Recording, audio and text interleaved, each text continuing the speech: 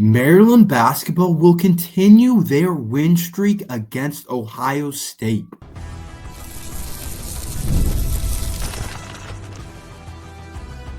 You are Locked On Terps, your daily podcast on the Maryland Terps, part of the Locked On Podcast Network. Your team every day. What's up, everyone? I'm Tre Moore, host of Locked On Terps, part of the Locked On Podcast Network, your team every day. So thank you for making us part of your day. And I'm also doing work at Inside Black and Gold. So make sure you guys head over to insideblackandgold.net for all your latest Terps news. And today's episode is brought to you by the Gametime app. Download the Gametime app, create an account, and use code LOCKEDONCollege for $20 off your first purchase. I think that Maryland basketball will get another big road win against the Ohio State Buckeyes tonight.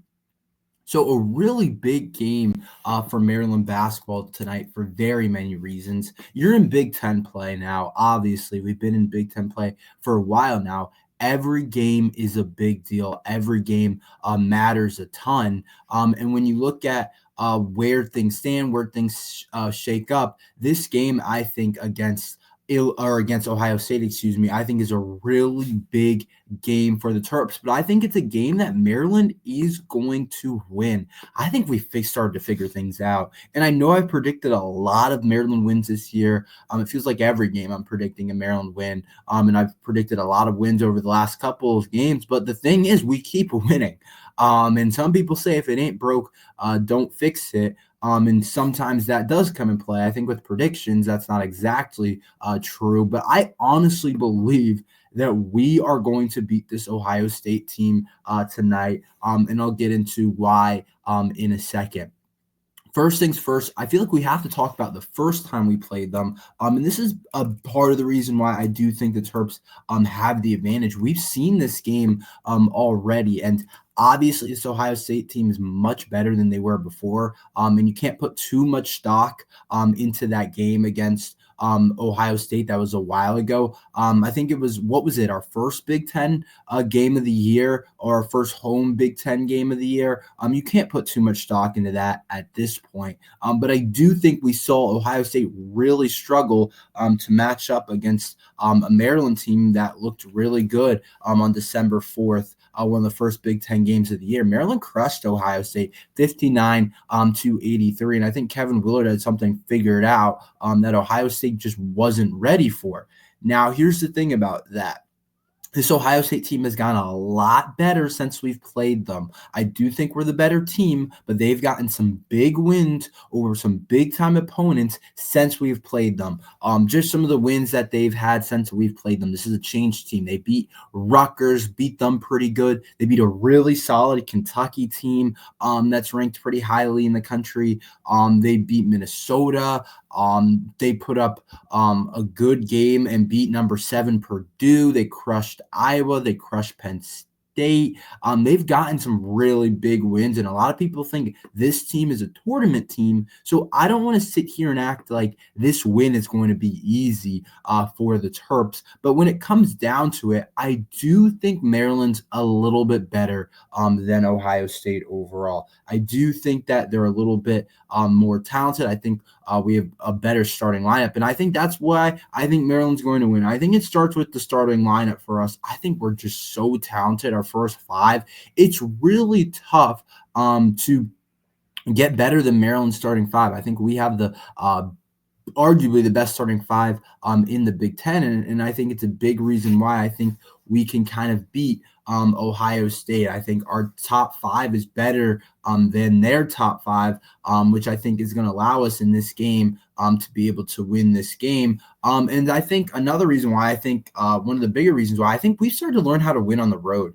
Remember, we went on that 2-game win streak on the road, which was a really big deal against Indiana and against Illinois. And so when you talk about this game being on the road at Ohio State in a tough environment to play, Maryland started to figure out how to win games on the road, how to win those types of games. And I think that's a big reason why I think we're going to be able to win tonight. We've figured it out. I don't know exactly what we did. I don't know exactly what changed. But before, I would not have had confidence in us winning this game. I would not have. I would have said it's going to be tough because Maryland hasn't been good on the road. Maryland hasn't won games on the road. Maryland hasn't done different things on the road. But recently, we've seen Maryland team be a really high-end team on the road, beating a top 25 team like Illinois, who had a tough loss last night against Rutgers. I watched that game. Rutgers freshmen looked really good in that game. And then beating a solid Indiana game or team who also had a kind of an up and down season recently, but still a tough place to play. And I think Ohio State arguably is the worst out of those three teams. You could say they're better than Indiana. I probably might argue that, but I do think Illinois is clearly better than Ohio State, as they have beaten them as well. So I do think Maryland started to figure things out on the road, and I think that's a big reason why that the Terps are going to win this road game. I also think Maryland's just hot right now. We've won, 4 straight games now. We're hot right now. We're one of the, arguably, you could say we're the hottest team in the country. There's not very many other teams that I would say are hotter than the Terps right now. Like, we've won 4 straight. We've beaten a really good Wisconsin team. We've beaten a really good or a solid Indiana team. We've beaten a really good Illinois team. We beat a Nebraska team. And I think Maryland's kind of figured it out to the place where it's going to be tough for Ohio State to beat Maryland at their current form. Now, that current form could change. College basketball is weird like that. One thing, you're winning games, you look really good doing it, and the next thing, you start losing and you don't look as good doing it. But I do think Maryland's kind of figured out its form overall. And I think that one of the biggest things that I feel really good about us winning the game tonight is we've been winning without particularly shooting the ball efficiently or guys not playing well. If you watch the Wisconsin game, it was pretty inefficient overall. Terps shot 33% from the field in the opening half. Queen and Gillespie weren't shooting well in the first half. And obviously that's not something we want to do moving forward. That's something we're going to have to get better at, where Queen has had some struggles where different things have happened. But to me, it's more of a positive because it's not like I'm like, I don't know if these guys can get going. I don't know if these guys are going to be able to be efficient. I know they are. And the fact that we were able to beat Wisconsin, figure out how to beat a team like that while we weren't being super efficient from Derek Queen wasn't being great. Gillespie didn't have a good first half while some of these things were happening. We were in foul trouble. There's so many different things that happened, and we were still able to beat a really solid Wisconsin team. Tells me that Maryland, I think, is in a really good spot to win games even when we don't play totally well. So I do really like that about this Maryland team too, is that I feel like even when we don't play well, we're still able to pick up wins when we need them and get wins that are really needed, like that Wisconsin win.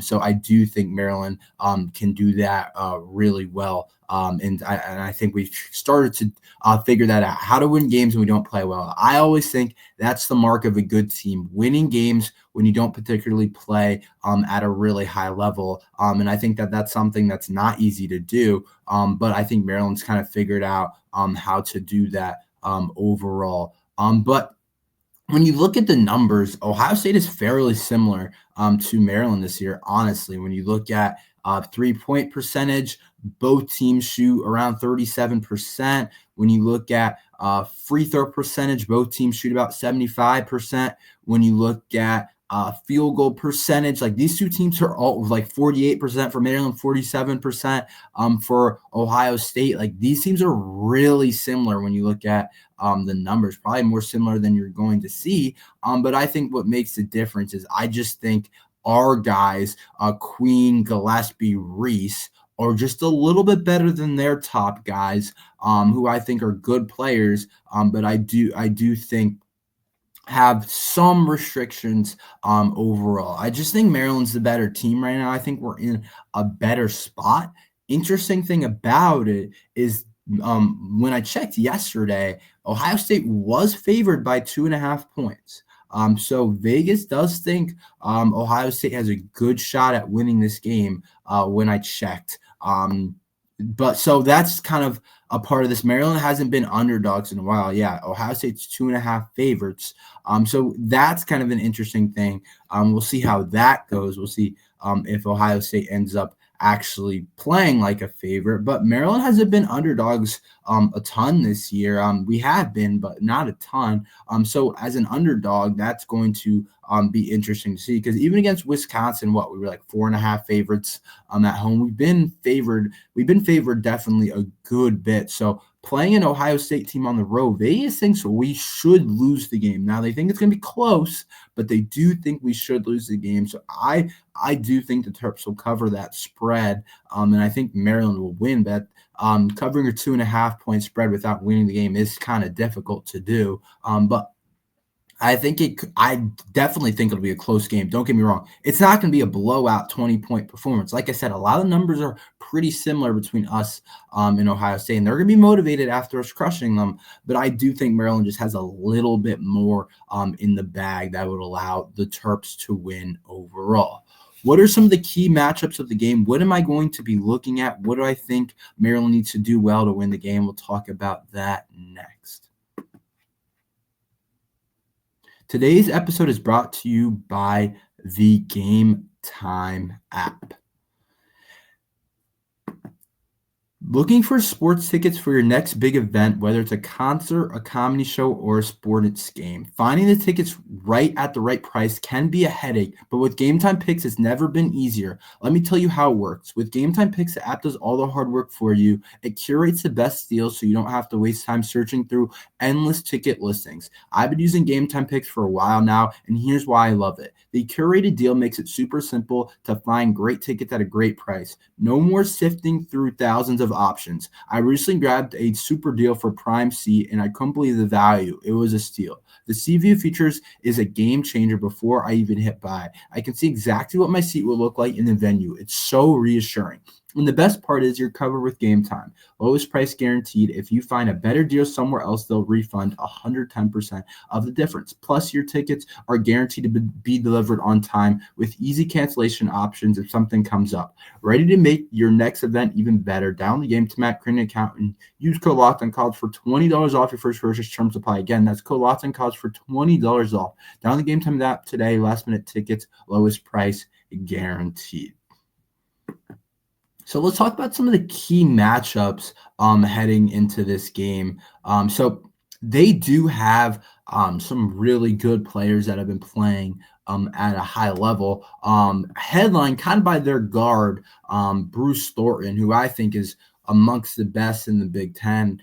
He's a really good player for them. 20 points against Illinois, 17 against Penn State, 18 against Indiana. He's kind of their anchor of their team. He's kind of their guy overall. And when I match him up with the Maryland guards, you could argue that Bruce Thornton's the best guard on the floor. It is an argument. I don't think it's definite, but he does average 17 points per game this year, shooting 45% from the three-point arc, 80% from the free throw line, 51% from the field. So he is what you call a 40-50, or I guess he's not a 90% free throw shooter, but a 40-50-80 guy is pretty freaking good, and he's their best player on their team. And so when I watch Bruce Thornton play, I think it's important that I'm not going to say we're going to slow him down entirely, but I do think a big part of this is how Gillespie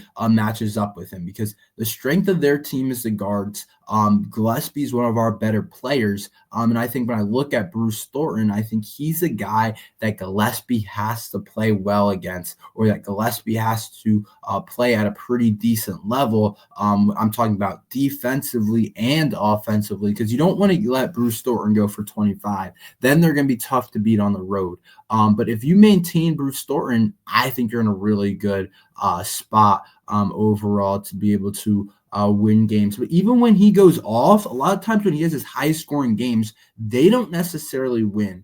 So it's honestly okay if he goes for maybe 20 or 21. You don't want to go crazy. But when some of the other guys don't get going is when they really don't win. Because look at it. Illinois, they won 87-79. He had 20 points. Against Indiana, they lost against Illinois. He had 20. Indiana, they lost in overtime. He had 18. In a win against Iowa, he had 15. In a win against Purdue, he had 11. So a big part of it is you don't want him to go off, obviously. I'm not saying that, but I do think that a lot of their team, he's a guy that will get his really kind of no matter what. But if you can slow down some of the other guys, I think you're in a really good spot for the Terps. And one of the key matchups that I'm going to kind of be keeping my eye on, something that I think is important for the Terps in a matchup that I think is going to be pretty interesting, is they have a couple big man down low, but I think Maryland clears in the big man category. They have this kid, Aaron Bradshaw, who's been kind of up and down this year, transfer from Kentucky, I'm pretty sure. They have a kid, Devin Royal, who's been really good this year for them, who plays a forward spot. And my thing is, Queen and Reese are two guys that are going to have to outplay Devin Royal and Aaron Bradshaw and Sean Stewart and whoever else they have down low. Sean Stewart's more of a forward, but a small forward. But I think some of their other guys, specifically Bradshaw and Royal, I think are two guys that play down low that are more big men. And Queen and Reese clear those guys to me. Royal's been good this year. He's had a really solid year statistically, but I still think Queen and Reese are better than both of those guys. And I want them to show that, and I want them to show that they're the better duo over Bradshaw and Royals and whoever else they have, because I think that's where we win the game. I think they're not great in the front court. I think Bruce Thornton's one of the best guards in the Big Ten, and they kind of go where he goes, but I think the rest of the team, it's kind of inconsistent. Devin Royals had a good year, but I don't think he's amazing. I don't think he's like one of their better. I don't think he's like one of the best guys in the Big Ten. I think he's really solid, but I don't think he's great. He doesn't shoot the three ball well. He averages 14 points a game, but I just think Queen and Reese are a little bit more talented than him. And something else you have to do is this kid Mobley, John Mobley Jr., this freshman who's had kind of a breakout year in the Big Ten. I don't think people thought he was going to be as good as he is, but he's a really high-end shooter. Mobley shoots almost 90% from the free throw line, 41% from three. That's one thing they do. They can shoot the three ball well. And when they get that going, that's tough to do. But Mobley, in terms of 3-pointers made this year, is first on their team. So he's number one guy. You definitely want to limit in terms of 3-point shots. I remember when we played him, it was kind of weird. He was coming off the bench. He kind of wasn't exactly amazing, but I think Mobley versus Rodney Rice is interesting. Both guys that want to shoot the ball, both guys that are pure scoring threats that are really good at it. Who has the better day between there could be a really big matchup. And then you always got to talk about, almost every game from now, I'm going to talk about Maryland's bench. Maryland's bench hasn't been that good this year. I still think it's a bit of a weakness. People have conflicting views. We'll see exactly what happens, but I think the bench is kind of interesting to see for the Terps overall. So I do think that's something else that we're going to be looking at. Can you get production from Deshaun? Can you get production from Kapari? They have some guys off the bench that can do some stuff, so we'll see exactly how that goes. Maryland's 2025 class is done. How good is this class? What do I think of it overall? We'll talk about that quickly next. The big game is almost here, and there's no better way to make it even more exciting than with PrizePicks, the best place for daily fantasy sports. With over 10 million members and billions in winnings awarded, PrizePicks makes it fun and simple to get in on the action. Here's how it works. You pick more or less than on at least 2 player projections, and if you're right, you could win up to 1,000 times your cash. PrizePicks even has free picks for the big game where Patrick Mahomes only needs to throw 1 yard to win. Pair that with one correct pick and you're cashing out. This week, I'm looking at the board and selecting more for Travis Kelce receiving yards or more for Patrick Mahomes passing yardage. You can do that. And what I love most, fast and safe withdrawals when you win. Your cash is in your account in as little as 15 minutes. So check out the promos to tail any of the Super Bowl Sweet Millie winners, big game lineups. And if you tail lineup that goes 3 for 3, you can win a split of $1 million in promo funds. Download the app today. Use code LOCKEDONCollege to get $50 instantly after you pay your first $5 lineup. That's code LOCKEDONCollege for $50 instantly after you pay your first $5 lineup. PrizePicks, run your game.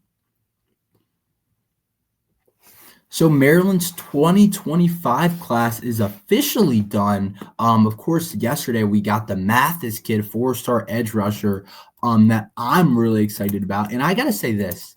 I think that Maryland's 2025 class is really Mike Locksley's best class yet. I thought we got premium positions. I thought that we did a lot of things really well. And when it all shakes up, I think it's Locksley's best class so far. The top 25 class, 247 has us ranked 25th ranked class. Which is really big time for Maryland. Believe it or not, right ahead of Clemson, a team that's been recruiting really good in the past. I don't know exactly why their 2025 class is not low, but definitely not as high as you would think a Clemson class would be. But Maryland put together, I think, one of the best classes we have seen. Under Mike Locksley, and one of the best classes we've seen in the past decade. Composite rank, we're 25th overall. I really think has everything we really want in this class, to be honest. Besides, I think it's a little skinny or a little weak at receiver, but outside of that, you bring in premium positions of needs, and receivers, one of those positions that I'm not worried about. I always say you can get really good receivers in the portal. You can get really good receivers that are 3-star players. It's really hard to get a lower level offensive lineman that's not as good or a lower level defensive lineman and really make him great. But a receiver, there's a lot of those guys in the portal. It's a lot easier to find diamond in the rough. It's a lot harder to find it at an edge position. It's a lot harder to find it on the offensive line. Like, it's really hard to do that. And I think Maryland really gets premium positions. Obviously, the headliner is Malik Washington, 4-star quarterback, our highest rated player now on 247. But then you get a really high level offensive lineman in Jalen Gilchrist that I feel like the Terps haven't had a star offensive lineman like that, like as high as Jalen Gilchrist is, 6 at his position, number 2 in the state of Virginia. And then you get your edge, Zahir Mathis, who has all the tangibles and all the talent to become a really good edge rusher in the Big Ten. So I really do like this class for the Terps. And then you get guys like Zymir Smith, who has a chance to be really good, and Messiah Delhomme that people are excited about at safety, and Bryce Jenkins, another big body. I think this is the Terps' best class yet. You get a lot of guys up front that I really like, and I already liked the 2024 class up front. And now you get a really good 2025 class up front, and you're starting to put together some really good things under Mike Locksley in terms of recruiting class. And we needed this influx of talent. This is exactly what we needed.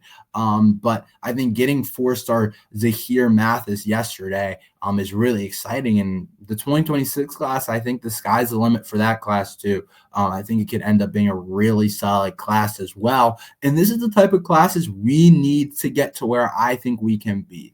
I'm not expecting us to be a national championship contender, but for us to be a team that is always in the top-ish of the Big Ten, not with the tippy top. I'm not talking with the big dogs, but the top-ish of the Big Ten, and every year makes a bowl game and is usually a top 25 team, like that type of program. This is the type of class we need, and I think this was perfect under Mike Loxley. Just a range of different players.